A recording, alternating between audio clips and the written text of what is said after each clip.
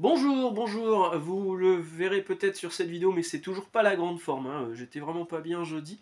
Vous l'avez vu sur la vidéo de jeudi, de toute façon j'étais en mode zombie total. Ça va certes un peu mieux, mais j'ai voulu reprendre le travail là ce vendredi, et en fait à la fin de ma journée qui heureusement était assez courte ce jour-là, j'étais au bout de ma life quoi, j'ai failli dépérir quoi. Donc voilà, je suis de nouveau chez moi. Fatigué, ça va un peu mieux, mais il y a quand même des moments où je suis en dessous, donc bon, bah, pour l'instant je ne retravaille pas, enfin je retravaillerai mardi prochain, hein, donc j'ai encore quelques jours pour me reposer en espérant que ça aille mieux, parce que ça commence à être un peu long. Voilà, donc trêve de tergiversation, hein, j'espère que je l'ai bien dit.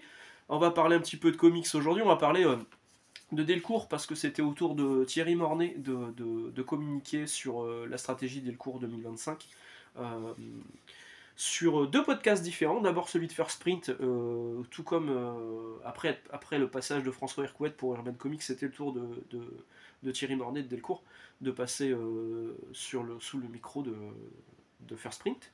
Un podcast qui durait 1h30, et aussi chez 10h47, là ça dure un peu moins d'1 heure. Des infos qui se recoupaient un peu.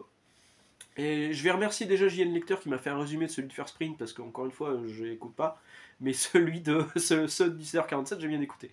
Donc on a recoupé un petit peu les infos, j'ai vu un petit peu ce qui s'était dit. Euh, et il y a des choses plutôt intéressantes, notamment pour les lecteurs de Spawn, il va y avoir du changement pour les lecteurs de Spawn. On va parler de Spawn tout de suite. Spawn approche tout doucement du numéro 350 américain en version française. Je crois que c'est donc pour le prochain tome, il me semble. Et Spawn Renaissance, qui est donc les- le titre français de Spawn actuellement, Spawn Renaissance. Il y a eu Spawn les archives, Spawn, etc. Là, c'est Spawn Renaissance, il y a eu les chroniques de Spawn. Moi, je suis lecteur de Spawn depuis le tout début chez Semic. Euh, Même si ça devient difficile hein, d'être lecteur de Spawn, hein, c'est pas très très bon au niveau du scénario. Mais a priori, à partir du numéro 350, il y a quand même un gros chamboulement, et il y a un gros arc narratif qui va durer entre le numéro 351 et 362, si j'ai bien compris, avec toujours Brett Booth au dessin, et ça c'est cool. Euh, un gros arc narratif qui fera suite donc à Spawn Renaissance. Spawn Renaissance s'arrête, et Delcourt va lancer des numéros annuels de Spawn. Il faut dire que le lectorat de Spawn, il est pas très très nombreux, mais il est plutôt fidèle. Euh, et, et donc il n'y aurait plus qu'un seul numéro de Spawn par an. Voilà, ça va s'appeler Spawn. Alors Spawn 2025, peut-être Spawn 2026. Ils sont pas encore arrêtés hein, sur le nom de la collection. Ça sera peut-être l'équivalent des intégrales qu'on a chez Panini pour certaines séries Marvel, pour beaucoup de séries Marvel. Mais Spawn, du coup, c'est un peu la fin d'une époque. On n'aura plus 2 à 3 numéros par an. On aura un seul numéro, mais un gros numéro qu'on peut imaginer être à la trentaine d'euros, hein, comme fait Delcourt. Thierry Mornay a d'ailleurs reprécisé plusieurs fois que leurs intégrales chez Invincible restent en dessous des 30 euros. Ils font pas comme leurs concurrents principaux. Alors évidemment, j'ai cité déjà Panini, mais c'est aussi le cas d'Urban ou le cas de iComics, qui sont très chers au niveau des intégrales. Ils sont pas à 40 balles, ils sont à 30 euros. Donc je pense que le Spawn sera pareil à 29,99 sur des gros numéros, avec donc le premier intégral proposant donc l'intégralité de cet arc 351 à 362 épisodes américains pour Spawn. Donc c'est un changement. C'est un changement. Est-ce que ce sera le moment de se lancer dans Spawn si on souhaite démarrer Spawn? Je sais pas.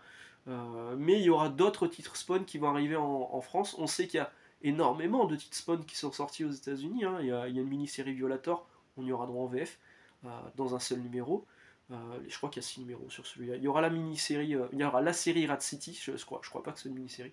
Il y aura la série Rat City, euh, qui est un espèce de Spawn, le Batman Beyond de l'univers de Spawn. C'est un Spawn futuriste, qui est plutôt intéressant. Je crois que c'est Zé Carlos au dessin. Pareil, ce sera un numéro un volume d'une douzaine de numéros qui sera proposé par Delcourt normalement cette année. C'est plutôt pas mal. Il y aura aussi des rééditions des spawns de Alexis Briclot. Alors il y a Simoni, il y en avait un autre, Architect of Fear, voilà, que moi j'ai dans des éditions sorties chez Semic ou chez Delcourt. Euh, oui, c'était Delcourt à l'époque, on faisait encore du kiosque, hein.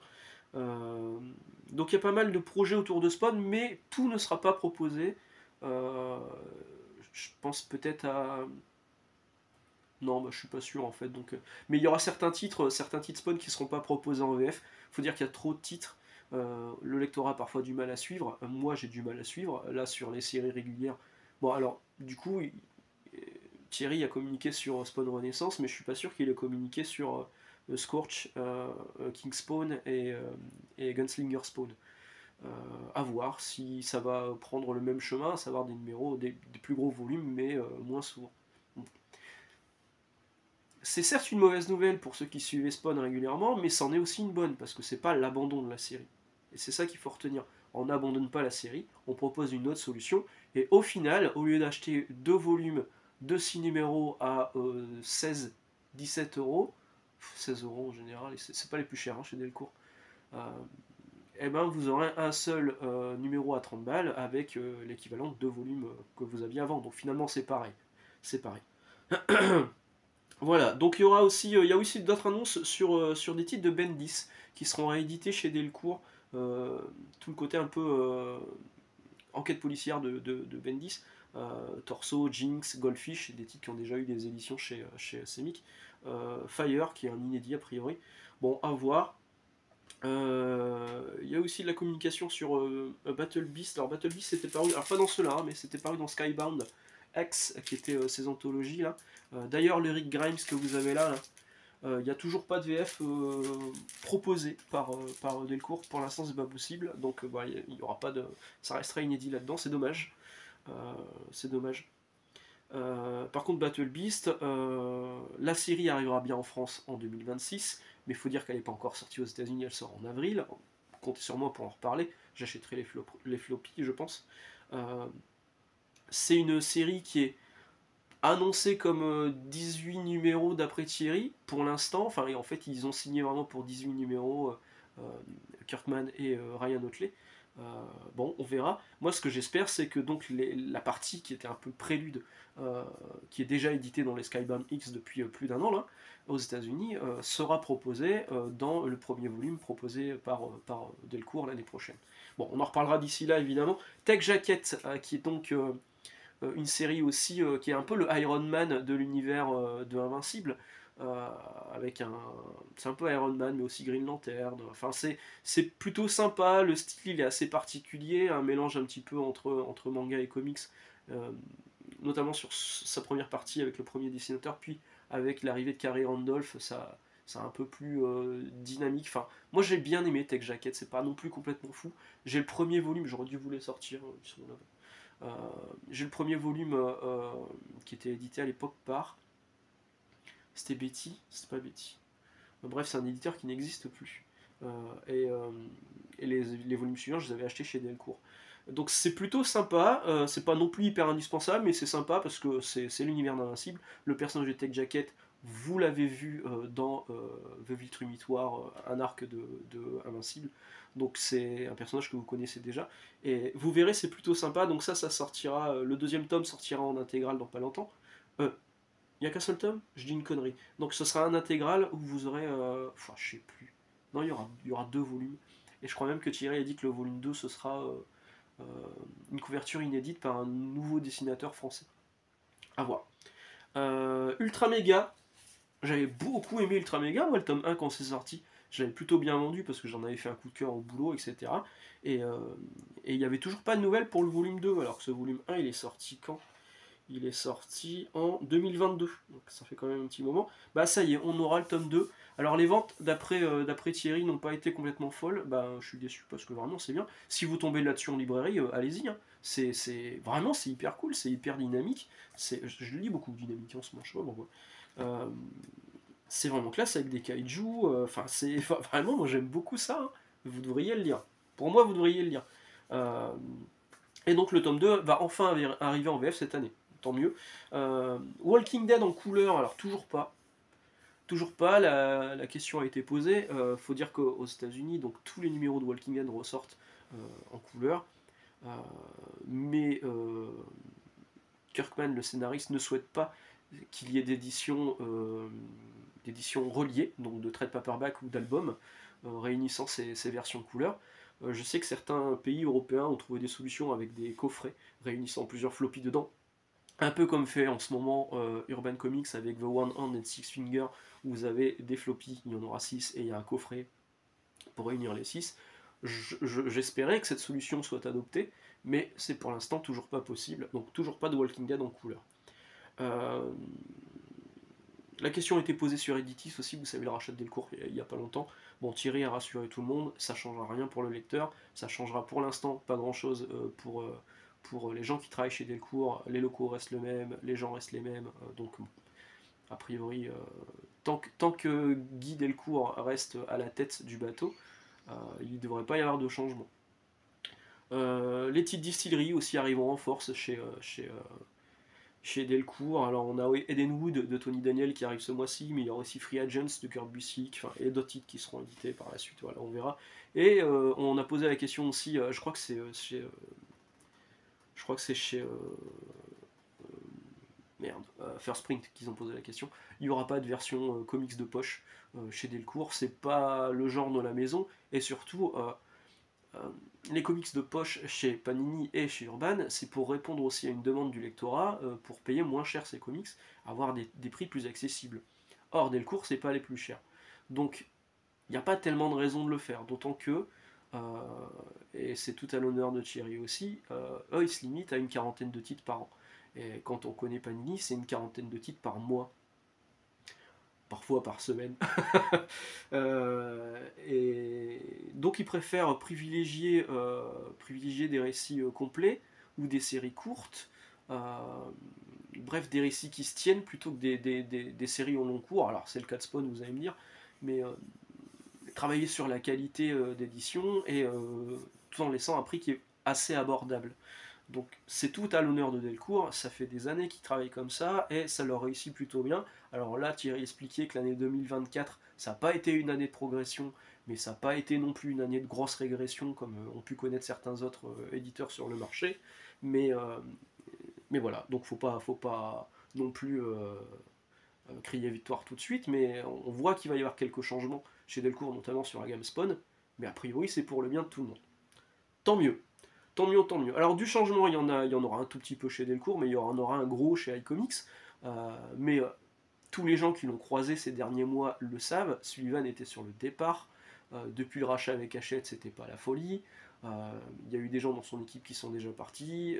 Lui, il a essayé de se battre pour les conditions salariales, pour garder des prix accessibles. Alors, il y a des problèmes de communication chez iComics, on va pas se voiler la face. Sullivan est en plus le visage de iComics, donc c'est forcément lui qui en prend plein la tronche, mais il n'a pas non plus tous les moyens qu'il pouvait avoir avant le rachat d'Hachette. Euh, il doit répondre à des gens, il doit répondre à des comptes clés, il doit répondre à des gens avec des tableaux Excel, donc bon, je lui cherche pas d'excuses, mais on voit que là, il en a un petit peu ras-le-bol, donc lui-même a annoncé qu'il partait euh, de la structure Brajlon, iComics, Mangetsu. Euh, Comment il va être remplacé, pour l'instant, on ne sait pas. On sait qu'il reste encore un petit peu euh, pour accompagner les sorties qu'il avait déjà travaillé sur l'année 2025. Donc officiellement, il quitte bientôt, je crois qu'il quitte au mois de février. Euh, il quitte bientôt Brajlon, mais il continuera à accompagner les titres le long de la sortie de cette année 2025. Après, comment sera-t-il remplacé? Qui va le remplacer pour faire les annonces? Qui va le remplacer pour être le nouveau visage d'iComics et Mangetsu? Bonne question, bonne question. On verra, on verra. Mais en tout cas, je pense qu'on le reverra à un moment ou à un autre reparaître chez un autre éditeur. Pourquoi pas? Parce qu'après tout, il a apporté quand même des trucs plutôt sympas. Ça, on peut pas. Faut être honnête, il n'y a pas que du négatif dans son bilan, c'est sûr. Vous êtes peut-être sur Angoulême en ce moment, moi c'est pas le cas. Je j'irai pas jamais, je pense, à Angoulême, même si effectivement, voir toutes les stories des mecs que je connais qui y sont passés, je pense à Red, je pense à G Comics, tout ça, je pense à plein de gens que j'aime bien.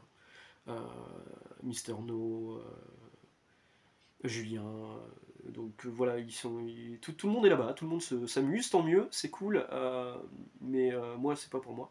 Mais par contre, si vous étiez là-bas, vous avez peut-être vu passer Joe Quesada, et oui, Joe Quesada était invité par les éditions Dupuis, par Olivier Jalabert, des éditions Dupuis, pour présenter Amazing, qui est donc son nouveau label de création de comics aux États-Unis, et qui était déjà en partenariat avec Dupuis. Ça a été annoncé à la Comic-Con aux États-Unis l'année dernière.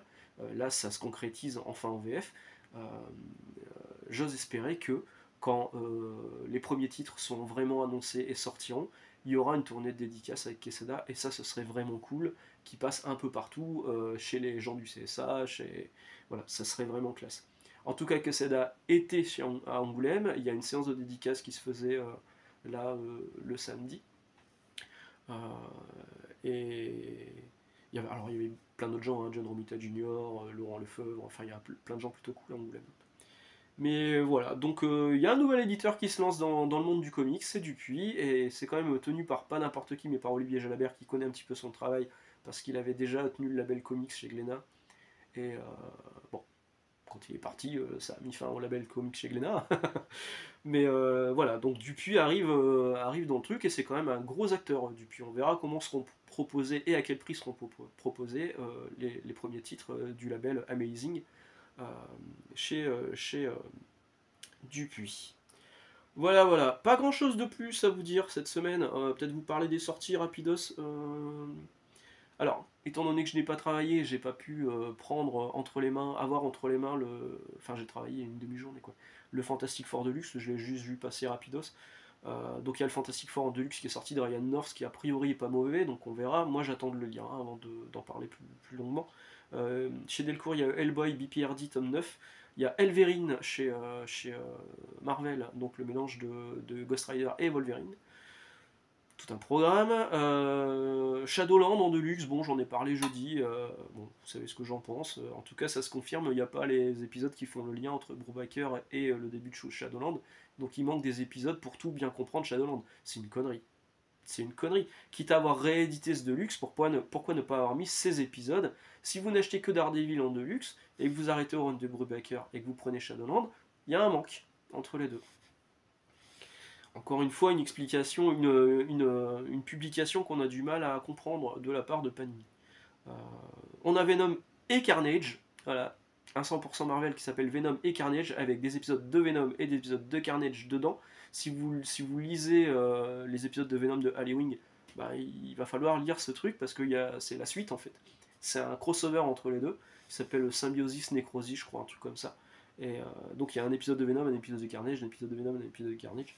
Et vous l'avez dans ce volume. Il y a aussi un autre volume de Venom, c'est Venomverse Reborn. Bon, tout un programme également. Absolute Power est sorti, on en reparlera. Bon, j'en ai déjà parlé par rapport à la VO. Je reparlerai de la VF en temps voulu. Le Dawn of Green Arrow et Black Canary, c'est le dernier tome qui est sorti, là, ça y est.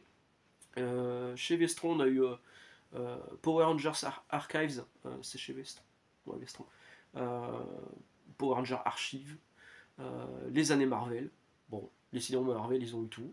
The Crow qui est sorti également, et enfin One Hand et Six Fingers Urban, donc en édition simple à 7,90€ et en édition avec coffret à 13,90€. Pareil, j'aurais voulu le lire et vous en parler, mais j'ai pas eu l'occasion, donc ce sera pour une prochaine fois. Moi j'ai lu très peu cette semaine de comics, j'ai lu beaucoup de mangas, mais je vais pas vous parler de manga aujourd'hui. Alors je vous ai fait un sondage sur Instagram pour savoir si je devais faire du comics le mardi et du manga le jeudi. Et on est toujours à 50-50. Et d'après les avis que j'ai sur les commentaires de la vidéo de la semaine dernière, il y a un peu de tout. Donc pour l'instant, on va rester sur cette formule-là. Si un jour j'arrive à trouver plus de temps libre, je parlerai plus de manga parce que je pense qu'il y a quand même des choses qui sont pas ou peu abordées euh, dans le milieu du manga game de YouTube. Parce qu'on voit beaucoup de vidéos de mecs qui me disent j'ai acheté ça, j'ai une collection de 1200 tomes, machin. Mais après, quand il s'agit de rentrer plus profondément dans les œuvres, j'ai vu ce film et des auteurs, des différentes éditions, un peu comme je fais sur le monde du comics, vu que ça fait longtemps que j'ai lu du comics, ça fait aussi longtemps que j'ai lu du manga. Là, je suis en train de me racheter les Dragon Ball en édition classique, mais j'ai les premières éditions kiosque qui étaient sorties en 92, 91, je sais plus. Euh, et la nouvelle traduction par Fédois Lamodière parfois me fait tiquer, mais Mais voilà, il y aurait des trucs à dire, et si j'avais le temps, je devrais faire 100% youtubeur en fait. Faut que j'arrête de travailler, ça me réussit pas, je tombe malade. Enfin bref, non, j'ai lu quand même deux comics cette semaine, deux comics en VO. Absolute Wonder Woman numéro 4, qui est plutôt sympa. Voilà, le premier arc se termine en 5 tomes. Ce numéro 4 fait un petit peu plus avancer le schmilblick. Bon, il y a quand même des trucs qui sont un peu what the fuck, n'importe quoi. Mais il y a une ambiance qui se pose. On est clairement plus dans l'univers de la magie que ce qu'on pouvait connaître avec Wonder Woman où c'était des dieux, machin, tout ça. Bon, là, c'est un peu des mythes de sorcières. Donc c'est plutôt sympa, mais pour l'instant, je reste dans l'optique de le cinquième sera le dernier numéro du premier arc, de l'arc introductif. Je m'arrêterai sans doute là. Par contre, Ultimate Spider-Man 13, je vous avais dit lors du bilan Ultimate Spider-Man, bon bah il se passe rien, il se passe rien, il se passe rien, pouf, cliffhanger c'est cool. Le cliffhanger du numéro 12 était vraiment bien, et donc la suite est là-dedans, et il se passe des trucs dans celui-là. On découvre quelque chose qui pourrait nous laisser penser par la suite qu'un personnage très connu de l'univers de Spider-Man pourrait apparaître sur une forme un peu différente. Euh, on peut en parler dans les commentaires si vous voulez, mais ça serait spoilé. En tout cas, les pages de Keketo, hop là, ça je vais le cacher, elles sont très très cool, voilà, elles sont très très bien. C'est l'introduction de la Terre Sauvage dans l'univers Ultimate. Euh, y a Kraven qui rentre en jeu, et cet épisode-là est tellement cool qu'il passe trop vite. Et j'ai vraiment hâte de lire le tome 14. Là, je pense que ça y est, il a mis un an à préparer son truc, là, Kirkman. Ça y est, il passe la seconde. Bon, il était temps, hein, j'ai envie de vous dire. On verra le numéro précédent, mais ce numéro 13 était vraiment très très cool, et c'est vraiment bon, la meilleure série de l'univers Ultimate. C'est Spider-Man, quoi. Voilà, voilà. Sur ce, je vais vous laisser là. Je vous souhaite excellente journée, excellente lecture et bon rétablissement à moi. Je ne sais pas si on se voit mardi, hein, tout va dépendre de mon état de santé et du temps que j'arrive à trouver pour préparer une vidéo. Si vous ne me voyez pas, pas de panique. Mais j'essaierai d'être là, hein. Allez, sur ce, bon dimanche et à mardi peut-être. Ciao.